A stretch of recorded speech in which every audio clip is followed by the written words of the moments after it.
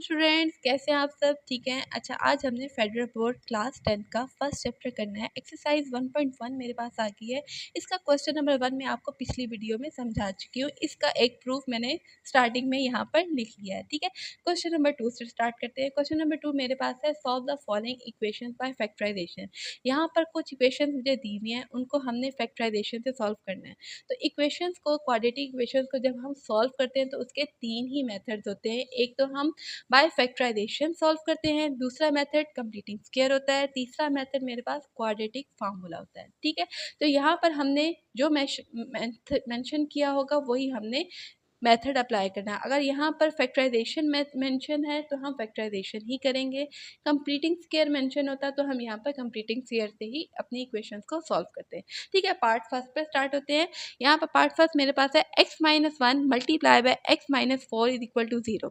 यहाँ पर सबसे पहले हमारा मसला इन्होंने हल किया हुआ है। हमने क्या कर देना है, इसको 2 पार्ट्स में डिवाइड करना है और यहाँ पर हमने फैक्टराइज करके 2 सोल्यूशन सेट यानी x की 2 वैल्यूज यहाँ पर निकाल लेनी है।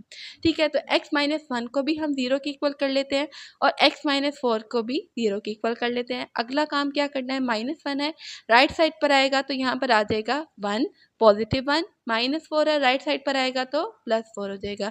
तो यहाँ पर मेरे पास जो कि 2 वैल्यूज आ गई हैं x की, तो यहाँ पर हम सोल्यूशन सेट लिख लेते हैं 1 और 4। यही हमारा क्वेश्चन नंबर 1 का आंसर है। सॉल्व जब भी हमें कहा जाएगा तो इसका मतलब ये है कि यहाँ पर हमने वेरिएबल यानी x यहाँ पर वेरिएबल है तो उसकी वैल्यूज फाइंड आउट करनी है। तो यहाँ पर हमारा मकसद जो है वो पूरा हो चुका है, तो हमारा पार्ट फर्स्ट भी कंप्लीट हो गया। पार्ट 2 से स्टार्ट करते हैं। पार्ट 2 हमारे पास है x² - 2x + 1 is equal to 0। यहाँ पर सबसे पहले हमने क्या कर लेना है, एक बात समझ लीजिए, हमने अपनी फर्स्ट टर्म और जो थर्ड टर्म है उनको मल्टीप्लाई करना है। तो यहाँ पर इन दोनों को मल्टीप्लाई करने से मेरे पास आ जाता है एक्स के जब हम 1 से मल्टीप्लाई करते हैं तो मेरे पास आ गया x²। ठीक है, तो अब अगर हम इसको मल्टीप्लाई करें तो हमारे पास x² आना चाहिए, अगर हम प्लस या माइनस करें तो मेरे पास -2x आना चाहिए। अगर हम -x को मल्टीप्लाई करते हैं 2 दफ़ा तो मेरे पास क्या आ जाता है, माइनस माइनस प्लस, और x को x से मल्टीप्लाई किया तो खाली क्या बन गया, x² बन गया। और अगर हम इसको प्लस करते हैं तो यहाँ पर मेरे पास आ जाता है -2x। ऐसा ही है, क्योंकि 2 साइन है, माइनस आएगा और यहाँ पर मेरे पास जो कोफिशिएंट्स है वो प्लस हो जाएंगे। ठीक है, तो ये काम हमने मिडल टर्म ब्रेकिंग के साथ यहाँ पर कर दिया। तो ये मेरे पास बन गया -x और साथ में -x एज इट इज़ आ गया। ये हमने -2x की जगह यहाँ पर लिख लेना है, +1 is equal to 0 as it is आएगा। अब यहाँ पर मेरे पास x² और x में से क्या कॉमन आ रहा है, ऑब्वियसली यहाँ पर x कॉमन आ रहा है। अंदर मेरे पास क्या रह जाएगा, एक x रह जाएगा, एक x बाहर आ गया तो एक x अंदर रह जाएगा, माइनस x हमारे पास बाहर आ चुका है। तो जब हम x को x से डिवाइड करते हैं तो हमारे पास यहाँ पर 1 आ जाता है। जब भी किसी भी नंबर को आपने कॉमन लेना हो तो इसका मतलब यह है कि आप उस नंबर से उसको डिवाइड कर रहे हो। तो हम x को जब x से डिवाइड करते हैं तो ऑब्वियसली 1 आ जाता है और ब्रैकेट आपने क्लोज कर देनी है। अब इन दोनों में से आपको यहाँ पर लग रहा होगा कि कुछ भी कॉमन नहीं आ रहा, लेकिन यहाँ पर कुछ अगर कॉमन नहीं ना आ रहा हो तो यहाँ पर क्या कॉमन होता है, 1 तो लाजमी कॉमन होता ही है। तो 1 को बाहर कॉमन निकाल लिया, अंदर मेरे पास क्या रह गया, माइनस को माइनस से मल्टीप्लाई किया तो +x हो गया, और x को जब हम 1 से डिवाइड करते हैं तो मेरे पास क्या आ गया, x आ गया, प्लस माइनस माइनस 1 को 1 से डिवाइड किया तो 1 और ब्रैकेट क्लोज कर दिया इज इक्वल टू 0। अब यहाँ पर x-1 दोनों में है, x-1 कॉमन आ गया, अंदर मेरे पास क्या रह गया, खाली एक x रह गया और साथ में रह गया -1 इज इक्वल टू 0। ठीक है, अब ये मेरे पास 2 टर्म्स आ गई, यहाँ पर 2 पॉसिबल सॉल्यूशंस मेरे पास हो सकते हैं। तो यहाँ पर हमने इसको x-1 को भी 0 के इक्वल कर लिया और इस x-1 को भी आपने 0 के इक्वल कर लिया। ठीक है, पार्ट 2 पर शिफ्ट होते हैं। ये देखिएगा, नेक्स्ट पेज पे शिफ्ट हो गए। नेक्स्ट पेज में हमने क्या कर दिया, x-1 को भी 0 के इक्वल कर दिया और दूसरा जो x-1 था उसको भी 0 के इक्वल पुट कर लिया। अब -1 राइट साइड पर आएगा, ऑब्वियसली +1 हो जाएगा। यहाँ भी वही काम किया। अब यहाँ पर आप x की एक ही वैल्यू यानी 1 भी ले सकते हो और आप सोल्यूशन सेट इस तरह लिखना चाहो तो इस तरह भी लिख सकते हो, ये दोनों एक्सेप्टेबल है। ठीक है, पार्ट 3 पर शिफ्ट होते हैं। पार्ट 3 मेरे पास है x² - 7x - 8x 8 is equal to 0। सबसे पहले क्या करना है, हमने फर्स्ट और थर्ड टर्म को मल्टीप्लाई करना है। इन दोनों को मल्टीप्लाई करने से मेरे पास आ जाता है -8 एक्स स्क्वायर। अब हमने क्या करना है, कोई ऐसी दो टर्म्स लेनी है जिनको हम मल्टीप्लाई करें तो -8 एक्स स्क्वायर आए, और अगर हम उसको प्लस या माइनस करें तो -7 एक्स आना चाहिए।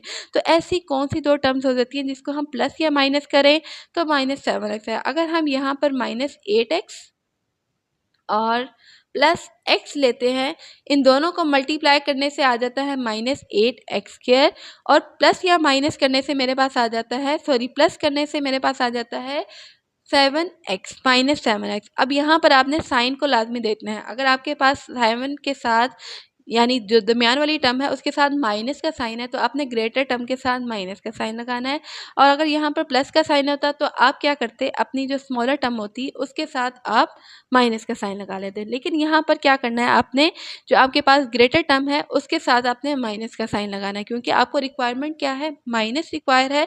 तो आप क्या करोगे, अपनी ग्रेटर टर्म के साथ माइनस लगा देना। ठीक है, तो हमने क्या कर देना, यहाँ पर -7 एक्स की जगह लिख दिया -8 एक्स और साथ में लगा दिया प्लस एक्स। ठीक है, -8 एज इट इज रहेगा। नेक्स्ट स्टेप में शिफ्ट होते हैं। नेक्स्ट स्टेप में यहाँ पर एक जो x है दोनों में कॉमन आ रहा है, बाहर कॉमन आ गया, अंदर एक x रह गया -8 और ब्रैकेट क्लोज। इन दोनों में से 1 कॉमन आ रहा है, बाहर कॉमन निकाल लिया, अंदर क्या बचेगा x -8 और bracket close is equal to 0। ये वही स्टेप है जो हमने पिछले पार्ट 2 में किया है। ठीक है, बिल्कुल सेम एज इट इज है। अब x -8 दोनों में कॉमन आ रहा है, उसको बाहर कॉमन निकाल लिया, अंदर मेरे पास क्या बचेगा x और यहाँ पर क्या बचेगा +1 ब्रैकेट क्लोज। अब यहाँ पर दो पॉसिबिलिटीज हो सकती है, x + 1 भी 0 के इक्वल हो सकता है, x -8 भी 0 के इक्वल हो सकता है, और ये वाला +1 जब राइट साइड पर जाता है तो ये क्या बन जाता है -1, -8 राइट साइड पर जाएगा तो ये क्या बन जाएगा +8। ठीक है, अब ये मेरे पास x की दो वैल्यूज आ गई है। सोल्यूशन सेट मेरे पास क्या हो गया -1 और साथ में आ गया 8, और ये मेरे पास कर्ली ब्रैकेट में सोल्यूशन सेट आ गया पार्ट 3 का। अब पार्ट 4 पर शिफ्ट होते हैं। पार्ट 4 देखिएगा मेरे पास कुछ इस तरह है, x² -4x + 4 is equal to 2x - 7 whole square. यहाँ पर लेफ्ट साइड एज इज रखेंगे, राइट साइड पर हमारे पास क्या फार्मूला ओपन हो रहा है, बिल्कुल ओपन हो रहा है, a - b होल स्क्वायर का फार्मूला आपने यहाँ पर ओपन कर लेना है।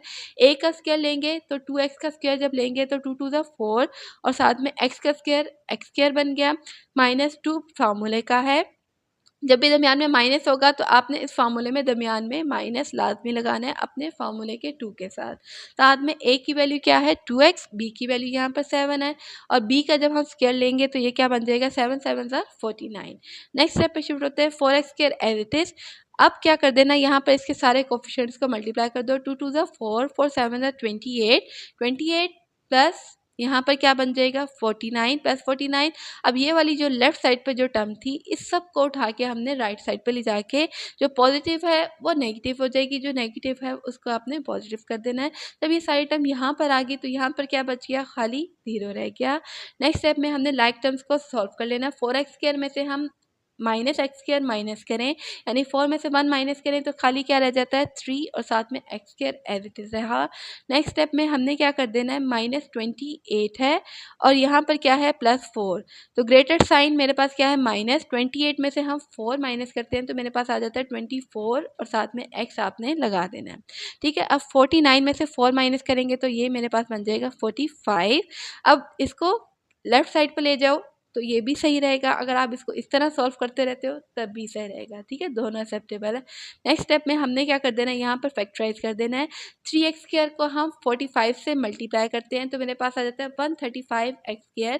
अब हमने वो फैक्टर्स यहाँ पर लेने हैं जिनको हम मल्टीप्लाई करें तो मेरे पास आना चाहिए 135x²। अगर हम उसको प्लस या माइनस करें तो यहाँ पर मेरे पास आना चाहिए -24x। तो यहाँ पर कौन सा ऐसा फैक्टर आ सकता है जिसको हम मल्टीप्लाई करें तो ये आ जाए 135। तो ये यहाँ पर मेरे पास दो फैक्टर्स आ गया -15x और -9x, क्योंकि यहाँ पर अगर हम इन दोनों को लेते हैं, इनको हम मल्टीप्लाई करते हैं तो आराम से मेरे पास 135 एक्स स्क्वायर आ जाता है। अगर हम इसको प्लस करते हैं तो यहाँ पर दो टर्म्स मेरे पास माइनस की हैं तो माइनस आ जाता है, और इन दोनों को प्लस करने से 15 में हम 9 प्लस करेंगे तो मेरे पास 24 आ जाएगा। तो यही फैक्टर हमने यहाँ पर ले लिया -15x और -9x plus 45 is equal to 0। यहाँ पर मैंने गलती से लिख लिया था, आपने ये काम नहीं करना, क्योंकि यही काम मैंने उसको दोबारा उसी शेप में लिख लिया था, लेकिन आपने ऐसा नहीं करना। नेक्स्ट स्टेप में मैं इसको दोबारा यहाँ पर सॉल्व कर रही हूँ। सही है, इसको दोबारा मैंने इसी तरह लिख लिया। अब क्या करना है, 3x दोनों में कॉमन आ रहा है, क्योंकि 3 के टेबल में 15 आता है तो इसको हमने बाहर कॉमन निकाल लिया। x भी दोनों में आ रहा है तो इसको भी कॉमन निकाल लेना है। अंदर मेरे पास क्या बच जाएगा, एक x रह जाएगा, -3 के टेबल में 15 मेरे पास 5 पर आता है, और x से कैंसिल आउट होकर ब्रैकेट क्लोज कर लिए। यहाँ पर मेरे पास 9 कॉमन आ रहा है, अंदर क्या रह जाएगा, x plus minus minus 9 times 5 equals 45 bracket close. इन दोनों में से x माइनस 5 कॉमन आ रहा है, कॉमन निकाल लिया। अंदर क्या रह जाएगा मेरे पास, 3x माइनस 9 ब्रैकेट क्लोज। दो पॉसिबल सोल्यूशन है, x माइनस 5 भी 0 के इक्वल है और 3x माइनस 9 भी 0 के इक्वल है। जब हम x माइनस 5 को सॉल्व करते हैं तो यहाँ पर मेरे पास -5 है, राइट साइड पर जाएगा तो +5 हो जाएगा।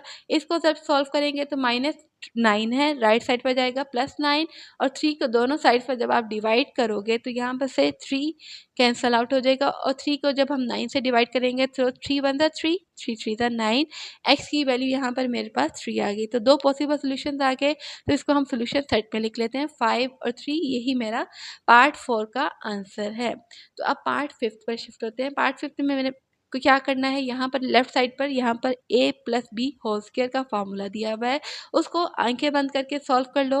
a का स्क्वायर निकालोगे तो ये आ जाएगा 4x स्क्वायर, क्योंकि 2 2 ज़ा 4 होता है, और x का स्क्वायर आपने x स्क्वायर लिख लिया।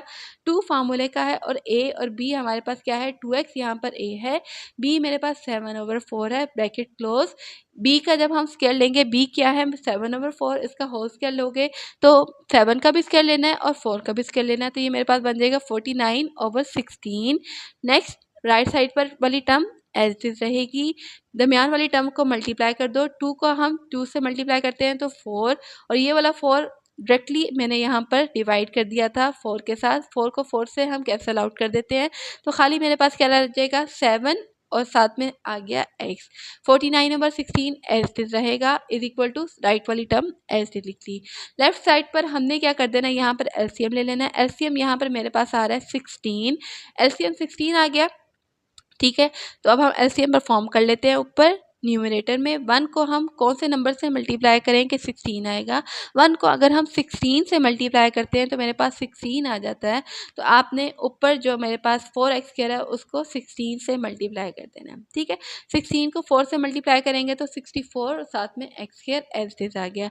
1 के टेबल में 16 ऑब्वियसली 16 पर आता है, तो जो काम हम नीचे करते हैं वही काम हमने ऊपर मल्टीप्लाई में कर देना है। यानी 16 को 7 से मल्टीप्लाई करेंगे तो 112x आ जाएगा। 16 के टेबल में 16 ऑब्वियसली 1 पर आता है, तो जो काम हम नीचे कर रहे हैं वही काम हमने ऊपर करना है। 49 को 1 से मल्टीप्लाई करेंगे तो 49 आ जाएगा।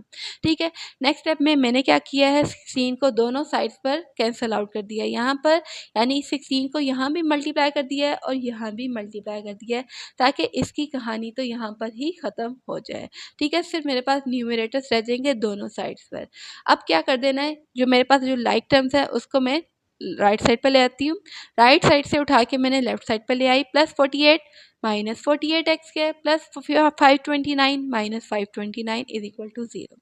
अब क्या कर देना है, यहाँ पर 64 में से हम 48 को माइनस करते हैं तो ये आ जाता है 16x स्क्वायर। 112 में से हम किसी चीज़ को माइनस नहीं करेंगे क्योंकि x वाली टर्म तो है नहीं, तो हम एज इट इज रहने देंगे। अब क्या कर देना है, 49 में से हम 529 को माइनस करते हैं तो आ जाता है 480, और ग्रेटर टर्म क्या है, माइनस की है, तो यहाँ पर हम माइनस लगा देंगे। अभी हमारा क्वेश्चन ख़त्म नहीं हुआ, क्योंकि अभी हमने इसको फैक्टराइज करना है। तो फैक्टराइज करने का आसान सा तरीका यही है कि फर्स्ट टर्म और थर्ड टर्म को मल्टीप्लाई करो। तो फर्स्ट टर्म और थर्ड टर्म को मल्टीप्लाई करने से मुझे क्या मिल रहा था,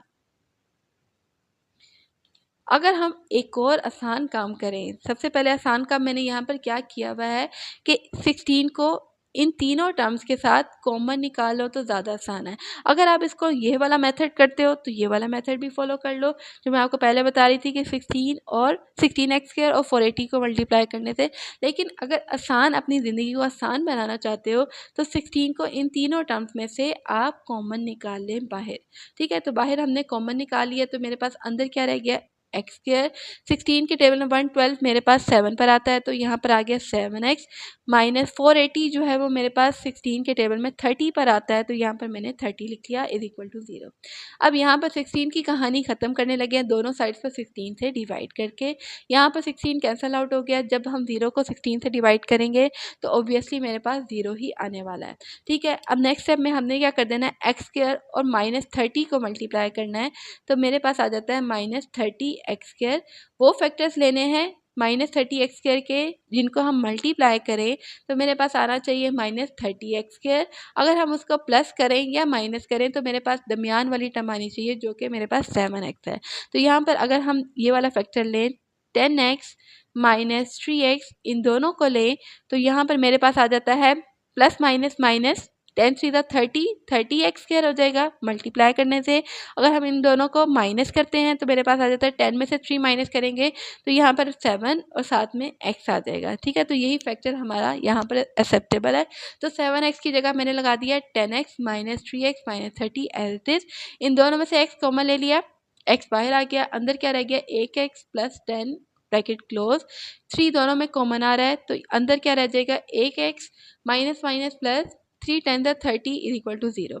x प्लस 10 दोनों में से कॉमन आ रहा है तो यहाँ पर x प्लस 10 कॉमन आ गया, अंदर क्या रह गया x minus 3 is equal to 0।